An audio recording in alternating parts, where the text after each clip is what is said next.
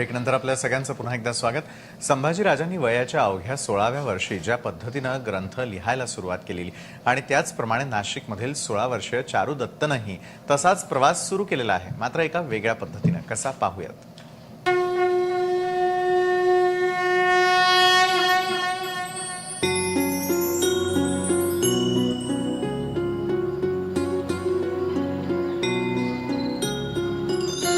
एक घर जिथे अभंग राहतात, एक घर जिथे वेद सर्वत्र दिसतात, एक घर जिथे ज्ञानोबा तुकोबांच्या ओव्या राहतात, एक घर जिथे अभंगांच्या भिंती आहेत, एक घर जिथे ओव्यांचं छत आहे.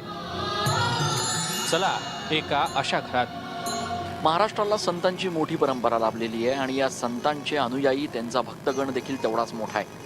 मात्र नाशिकमध्ये आज आपण अशा एका भक्ताला भेटणार आहोत की ज्याचं संपूर्ण कार्य आणि ज्याची दिनचर्या ही अत्यंत आश्चर्यकारक आणि चमत्कारिक आहे.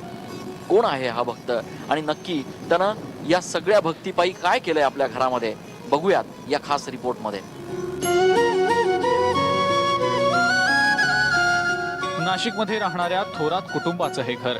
या घराच्या भिंती, दरवाजे, स्वयंपाकघर, बेडरूम हे वेदांनी आणि मंत्रांनी भरून गेलंय. या घरात राहणारा 16 वर्षांचा चारू दत्त याला एक दैवी चमत्कारच म्हणावा लागेल. वयाच्या 10व्या वर्षांपासून तो फक्त लिहितो आणि लिहितोच आहे. असंख्य अवघड आणि सर्वसामान्यांच्या समजण्या पलीकडचे श्लोक, संतांची वचनं, ओव्या, अभंग, धर्मग्रंथ.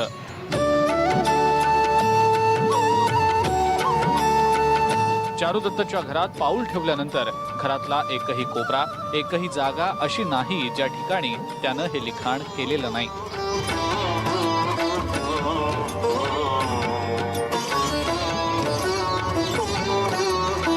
नाशिकमध्ये राहणाऱ्या आणि इयत्ता 10वी इतक्यात पास झालेल्या चारुदत्त थोरात याच्या घरात आपण प्रवेश केल्यानंतर जो काही नजारा आणि जे काही दृश्य आपल्याला बघायला मिळतं ते निव्वळ चमत्कारिक असंच म्हणावं लागेल. चारुदत्त खरं तर 10वी आत्ता पास झालेला आहे आणि त्यांनी 11वी मध्ये प्रवेश घेतलेला आहे. मात्र त्यांचं संपूर्ण घर हे जणू एखाद्या वेदाचं भांडारच झालंय, असं परिस्थिती आणि असं चित्र या घरामध्ये आल्यानंतर बघायला मिळतं.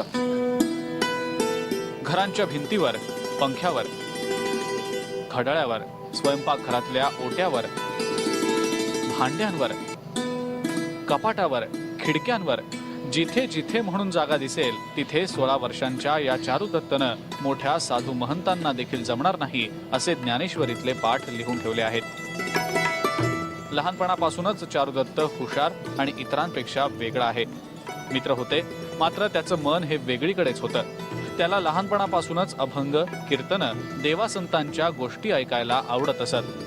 मात्र जसजसा चारुदत्त मोठा होत होता तसतसा त्याच्यातल्या प्रगल्भतेचा अनुभव घरच्या लोकांना येत गेला. ज्या वयात मुलं कॉलेजच्या कट्ट्यावर बसून मजा करत असतात त्याच वयात चारुदत्त वेगवेगळ्या विषयांवरचे धर्मग्रंथ लिहितो आहे.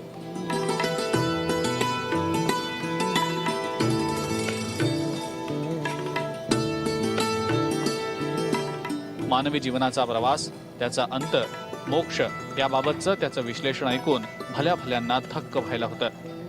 एवढ्या लहान वयात त्याला हे अगाध ज्ञान कसं प्राप्त झालं याचं कोडं न सुटणारं असल्याचं त्याचे आई वडील देखील सांगतात.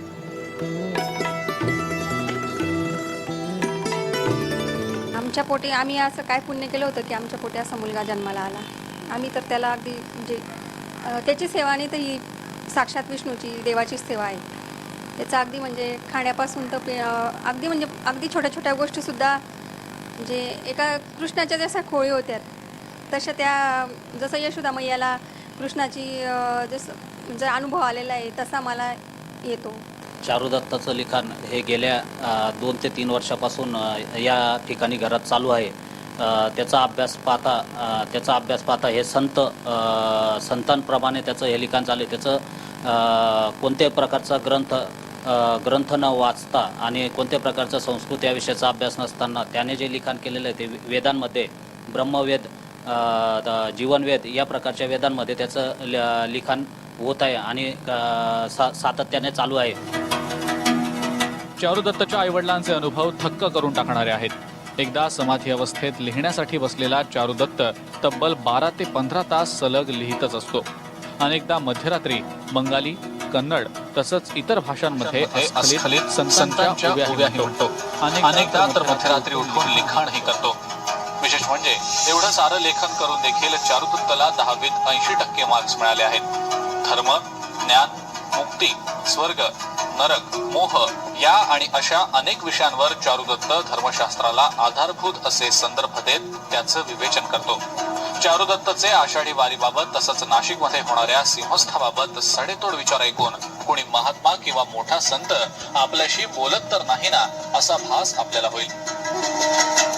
लोकांनी लोकांसाठी करा अशी एक भूमिका आहे आणि योग्य काळी हे सर्वत्र प्रस्थापित होईल. आता आपण आज समाजात पाहतो, समाजात संगत बिघडते, समाजात लोक वाईट मार्गाने जातात. का? कारण की याला मूळ ज्ञान नाही, संस्कार नसतील तर काही नसेल. विज्ञान आहे परंतु विज्ञानामध्ये अज्ञानता नाही पाहिजे. विज्ञान असेल परंतु त्यामध्ये संस्कार ही सर्वात मोठी बाब आहे. गेल्या काही दिवसांपासून चारुदत्तची ही प्रगल्भता पाहून घरचेच नाही तर परिसरातले लोकही थक्क झालेत.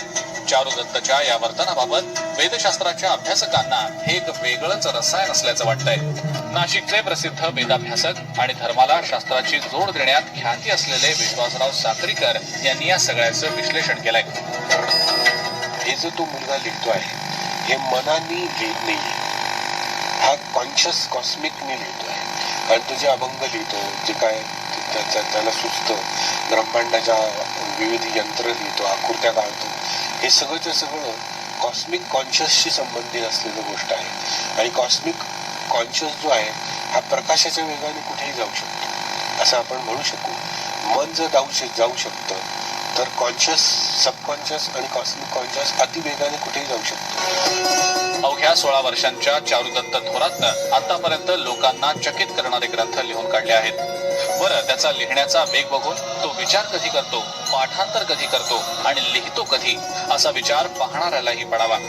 चारुदत्तनं आतापर्यंत सकलामृत ग्रंथ, सुमनामृत ग्रंथ, अशोकामृत ग्रंथ, जीवनवेद ग्रंथ, व्यथा ग्रंथ, चिंतन ग्रंथ, ब्रह्मवेद ग्रंथ, दत्तात्रय ग्रंथ आदी ग्रंथ लिहून काढले आहेत. तर सद्गुरु चक्र, शतसुख चक्र, अज्ञानम चक्र, तुलाश्रम चक्र, कर्मयोग चक्र अशा चक्रांची निर्मिती केली आहे. त्यामुळे चारुदत्तच्या या सगळ्या गोष्टींना चमत्कार म्हणावा का असा प्रश्न पडल्याशिवाय राहत नाही.